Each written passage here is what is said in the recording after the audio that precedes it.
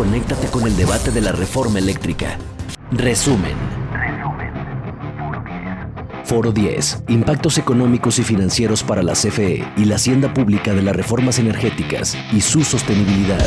Aprovechando que están los representantes del empresariado, decirles que ayer la Junta de Coordinación Política tomó la determinación de ampliar el debate, los foros, los encuentros, tanto en comisiones como en el canal del Congreso, al cual además me permito felicitar, y aquí en la Junta de Coordinación Política.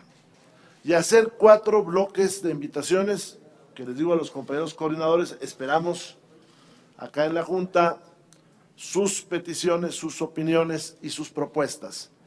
Un bloque a empresarios interesados en el sector, grandes productores, grandes consumidores, personas que son fundamentales porque representan a empresas fundamentales dentro de este país. Otro bloque para analizar las finanzas, otro bloque más, una nueva invitación a gobernadores de los estados para que acudan a alguno de los foros ya planteados o a uno de estos que se piensan instrumentar. Y un bloque más para líderes de opinión que en el uso de su derecho pues expresan un posicionamiento sobre esta iniciativa tan importante, pero que no lo están haciendo acá, donde a lo mejor nos interesaría mucho escucharlos y hacerles preguntas directas. Como se puede observar, el incremento del costo en suministro para esta reforma era de alrededor de 3,000 millones de dólares, lo que quiere decir que para esta nueva reforma el costo bien podría ascender a los 4,000 millones de dólares. Esto por la simple y sencilla razón que los costos contractuales, que incluyen los costos fijos y no solo los variables, son por definición más altos que estos últimos.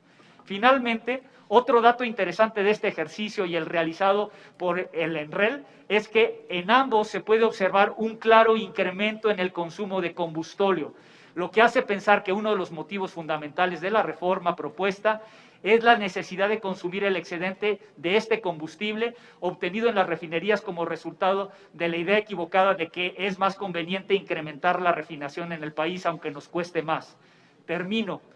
¿Quién pagará entonces los 3,000 a 4,000 millones de dólares anuales que implica la iniciativa? ¿Los hogares mexicanos? ¿Nuestra industria que tiene que competir? ¿Los contribuyentes? ¿Qué programas presupuestales se afectarán? Porque como quedó demostrado, la iniciativa tendrá este costo. Con la reforma del 2013, la generación por parte de la CFE se alejó de su punto de eficiencia. Esa reforma del 2013 la obligó a hacerlo. ¿De qué estoy hablando? En la pandemia estamos viendo una situación similar. Las empresas tuvieron que cerrar el lockdown, cerrar totalmente o parcialmente. Y creo que todos podemos imaginar las consecuencias de este paro económico obligado a las empresas y a un país en particular. Bueno, a la CFE se le obligó año con año con año, a hacer esto desde la reforma pasada. En contraste con esta reforma del 2021, se busca que paulatinamente la CFE se mueva de ese punto de ineficiencia obligado paulatinamente al punto de eficiencia. Es decir, que utilice algo que es bien claro, su capacidad ociosa. Esto es otra vez un sinsentido económico para una empresa o para un país. Obligar a una empresa, imagínense si una prohibición a las empresas de no utilices tu capital, no produzcas, no generes ingresos, etcétera. En el mundo occidental, Europa occidental, Estados Unidos, se habla del capitalismo de cuates, el crony-capitalismo. Googleenlo, por favor. Es cuando el poder político y el poder económico se juntan y algo inmediatamente que surge es corrupción, el pago de no impuestos, etcétera. Cosas que hemos visto en nuestro país, ¿de acuerdo? Las pérdidas de operación de CFE han hecho que su patrimonio se reduzca, pero con esta reforma se está buscando, pues, eliminar la obligación de la empresa de ser rentable, no ofrecer un valor económico a la sociedad, que Hacienda ya no revise su presupuesto, exceptuar a la CFE de hacer el mejor uso del dinero público del artículo 134 constitucional. En esos términos no hay dinero que alcance. La rendición de cuentas no puede exentarse cuando se trata de dinero público. Los ciudadanos merecemos y queremos el mayor valor a cambio de nuestro dinero. Si la iniciativa de reforma tuviera números sólidos, vendría acompañada de un plan de financiamiento claro y viable, pero se presentó sin este plan. Y ese plan tendría que contemplar una ambiciosa reforma fiscal para aumentar la recaudación y destinar esos recursos a la CFE, pero no es así. La recaudación tributaria a la mitad de este sexenio se mantiene estancada, las perspectivas de crecimiento no son alentadoras, el presupuesto de 2022 no se va a cumplir tal cual fue planteado porque todos los analistas ya han reducido sus estimados de crecimiento. Las perspectivas, hoy estamos en contra de todo deseo en un estado de estanflación y la situación no es nada alentadora. Parecería que hay una élite que no deja participar a otro componente empresarial que son los inversionistas y que todo el tiempo están pendientes a través de diferentes plataformas como Bloomberg, como sistemas de información del INEGI, etc., del desempeño del país, del desempeño de la CFE y que nosotros en este ejercicio de transparencia, rendición de cuentas, pues damos esta información para que se fortalezca. Aquí están los precios que dan los bancos que participan con el sector empresarial, nos dan esta calificación y nos dan perspectiva de participación en el mercado bursátil. José Arturo, ¿Cuál es el mensaje final que quiero decir con esta situación? Y en otro momento que me den posibilidad de participar lo voy a profundizar. El hecho de que nosotros tengamos los mejores rendimientos depende de la tarifa de transmisión. Este esquema de participación de PIOs y sociedades de autoabasto, lo que hacen con este subsidio es que no se obtengan los suficientes ingresos que requieren los inversionistas. El hecho es que tener mejores condiciones de la tarifa de transmisión nos va a ayudar de manera significativa para poder darle mayor valor a los inversionistas que tenemos. Y ese es el mensaje en el cual queremos decir que estamos nosotros de la mano con el público inversionista y que esperamos que con esta reforma nosotros atendemos a este público inversionista y que también el Consejo Económico Empresarial los escuche. Parecería que no necesariamente está al pendiente de ellos. Pongamos en contexto esta iniciativa de reforma constitucional en materia eléctrica. Todos, incluido el sector privado y los empresarios, que también somos mexicanos, queremos que le vaya bien a nuestro país. Queremos que el gobierno tenga los suficientes recursos para sostener los programas sociales. Aplaudimos la política del presidente López Obrador de ir incrementando ya un punto adicional del Producto Interno Bruto en gastos sociales adicionales.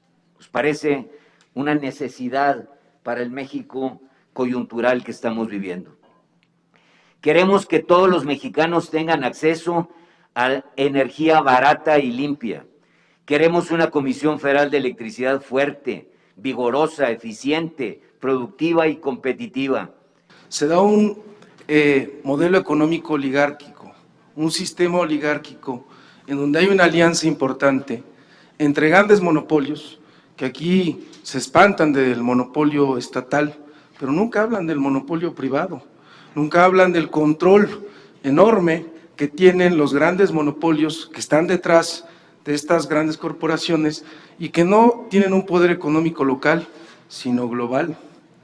Esta alianza, que veo que les da mucha risa, espero que tengan argumentos para plantearlo ahorita en el debate, esta alianza lo que expresa es una relación sólida entre monopolios de generación y grandes consumidores de electricidad. Estos grandes consumidores de electricidad que antes tenía la Comisión Federal de Electricidad permitían de manera natural que estas tarifas que pagaban ellos subsidiaran aquellas tarifas de los hogares más pobres, porque hay que decirlo, México es un país con enorme pobreza, más de la mitad de su población está en situación de pobreza. Es un país con enormes desigualdades. Concretamente, de acuerdo a su opinión clara y concretamente, le pregunto si con esta reforma energética podrían o no bajar las tarifas para los hogares mexicanos, sí o no, y por qué. Claramente no van a bajar, no van a bajar. De hecho, el resultado es que subieran y la única manera de evitar que suban es con mayor subsidio, no hay de otra. ¿Van a bajar las tarifas? En primer lugar les digo que sí, claro que sí, ¿verdad? El paso previo es hacer todo el costo. Esta pregunta de que se van a bajar los precios, miren, realmente es retórica. La tecnología hace que bajen los precios, por favor, ¿verdad? Y entonces es cuestión de invertir, ¿verdad? Y la tecnología permite abaratar todo, hasta los viajes a la luna. ¿No cree que al desplazar a las empresas privadas y obligar a CFE a cubrir cuando menos, y repito, cuando menos, el 54% de la energía se estaría tratando de facto a CFE como una empresa única del ramo? ¿Cree que convertirse en el único comprador y vendedor de la energía, en el único comprador de la generación eléctrica y el único vendedor en el mercado es piso parejo? Hoy ya tenemos una determinada concentración en la generación de los privados. Hoy ya existe eso. Esa es una película de hoy. Hay regiones, como la península de Yucatán, donde los privados están al 89% casi. Si eso no es un control monopólico, pues que alguien me explique. Bueno, pues, señor diputado, resulta que la iniciativa de reforma lo que busca es equilibrar las cosas de tal manera que no les neguemos la participación a estos señores, pero que regulemos su crecimiento porque ellos participan en gran parte de todos los sectores de la actividad económica, no solo de México, sino del mundo. Sí, ¿por qué a los funcionarios de CFE, por qué le dicen elegantemente subsidios al franco robo? Es un despojo lo que están haciendo. Si eso no es aceptable. El 82% de lo que producen es con gas. ¿De dónde sacan que es energías limpias? Lo que está en disputa es el mercado nacional de 6.300.000 millones de pesos. Y los 77.000 grandes empresarios no pagan, o pagan poquito. ¿Por qué se niegan a pagar, Carlos Salazar Lomeli? ¿Por qué se niegan? Le vuelvo a reiterar, diputado, y de veras le tengo un gran respeto, diputado Noroña, usted lo sabe, el interés que tenemos los empresarios responsables de México por hacer que a México nos vaya bien, usando las variables adecuadas. Comisión Federal de Electricidad tiene toda la capacidad para que a través de la transmisión y distribución controle el mercado, ponga tarifas, influya de alguna manera en la forma en que se pueda distribuir la electricidad. Dejemos a los privados que tengan el costo de la inversión, aunque tengan que pedir prestado como lo hace todo mundo. Nada más que me recomendaron pues no usar palabras que puedan ofender, ¿no? Pero lo que dice usted pues es correcto, porque nosotros tratamos de alguna manera de plantear que son transferencias desde el sector público al sector privado y las planteamos como si fueran subsidios, pero subsidios sin ningún derecho, o sea, subsidios que se obtuvieron arrancados, literalmente, y que hoy representan lo que ha dicho en varias ocasiones la secretaria de Energía, el director general, pues una sangría permanente de recursos, un saqueo, por decirlo pues decentemente, de los recursos públicos hacia recursos privados. Usted, como representante de los empresarios de este país, reconoce que existen determinados abusos por algunos de los participantes en el sentido de beneficiarse de los esquemas de autoabasto y del modelo de tarifas que existen actualmente para generar eficiencias no trasladables a los usuarios finales y, por ende, que generan un mayor margen de ganancia para las empresas que eluden la ley? Todo lo que usted se refiere fueron hechas de acuerdo a una ley. Es como si yo le dijera, diputado, que cuando se discutió el aumentar el impuesto sobre la renta a 35%, en el momento en que se estaba discutiendo en aquel entonces el Congreso, en la legislatura que le correspondía, llevar el impuesto al 35%, los comentarios de los diputados de ese entonces hubieran sido que todos los que pagábamos, ustedes incluidos y yo como ciudadanos mexicanos, el 30%, que era la tarifa anterior, hacíamos robo, despojo, estábamos aprovechándonos de Hacienda porque pagábamos un impuesto menor al que se aspiraba a tener. Exactamente el mismo símil de lo que estamos oyendo aquí. Todas las compañías que tienen hoy cualquiera de los formatos, y ahorita voy a tratar de contextualizarlo, tienen hecho lo que han hecho de acuerdo a la legalidad y a las leyes que en ese momento estaban rigiéndonos la convivencia de los mexicanos. Está en ustedes, como diputados, modificar las leyes si eso es lo necesario. Y yo creo que es por eso están ustedes reunidos. ¿En qué consiste un costo marginal? ¿En qué consiste un costo variable? ¿Qué consiste un costo nivelado? Para que, digamos, podamos tener un terreno parejo de entendimiento para poder discutir y que no se estén propagando mentiras. CFE no le paga a los ganadores de las subastas el precio marginal. Les paga lo que está en los contratos, que sí recuperan los costos totales. Los costos totales son los que se utilizan para determinar cómo se van a pagar los contratos. Ahora, distingamos eso de lo que es el despacho de generación. El despacho de generación es la manera en la que podemos, como sistema, tener la energía más barata disponible para todos los jugadores. Y ese despacho se basa en el principio de la optimización con cálculo diferencial. Ustedes lo que hacen es diferenciar la fórmula de costo total y lo que les va a dar la solución óptima es que el precio tiene que ser igual al costo marginal. Esto no es una cosa que yo estoy diciendo, esto es un principio básico de microeconomía, es un principio básico de investigación de operaciones. Una tienda de conveniencia que es competencia de los Oxxo, que se han vuelto muy famosos, paga en promedio por el mismo número de refrigeradores, acá tengo el recibo, paga por distribución el 52%, en promedio pagan 19,000 pesos. Por distribución, transmisión y capacidad. Tengo aquí el de una tienda de conveniencia Oxxo, y ellos pagan por distribución y por transmisión 322 pesos y 88 pesos por la transmisión. Hay una diferencia de nada más 18,000 pesos entre una tienda de las mismas características. Y en mi recibo personal de su casa yo pago el 45% por los mismos conceptos. Es lo que pagamos todos los mexicanos. Le quiero preguntar, con esta diferencia que está aquí, se la puedo dejar, ¿usted cree que eso es legal? ¿Usted considera que eso no es abusivo? ¿Usted cree que eso no atenta contra la libre competencia? Respetar la ley no puede ser una acción innecesaria de cualquier agente económico, llámese como se llame.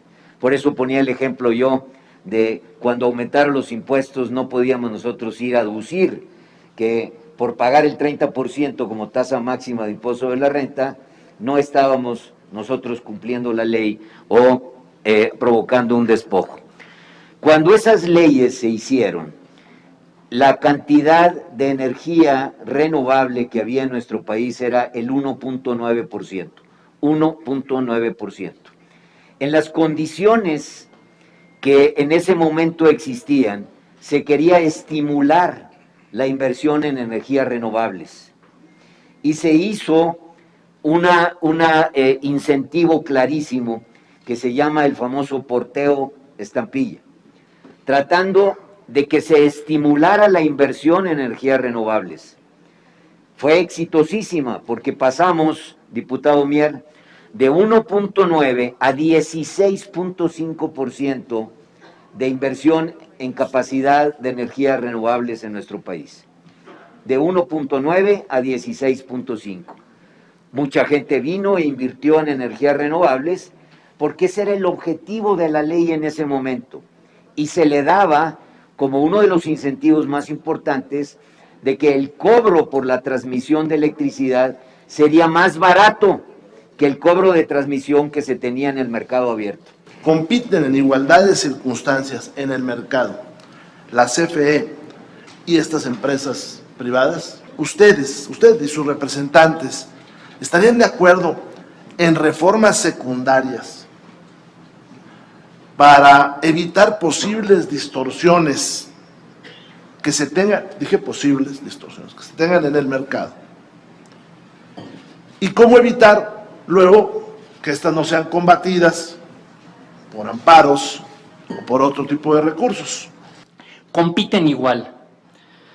Absolutamente no. Otra vez, dos ejemplos extremos. Imagínense que el señor o la señora que nos vende tamales acá, le garanticemos que todos los tamales se los vamos a comprar. O pongo el ejemplo de la joya de la corona, nuestra industria automotriz. Imagínense que el gobierno le prometiera a la industria automotriz comprar todos los autos que quiera producir, que pueda producir. Eso es lo que implicó la reforma del 2013.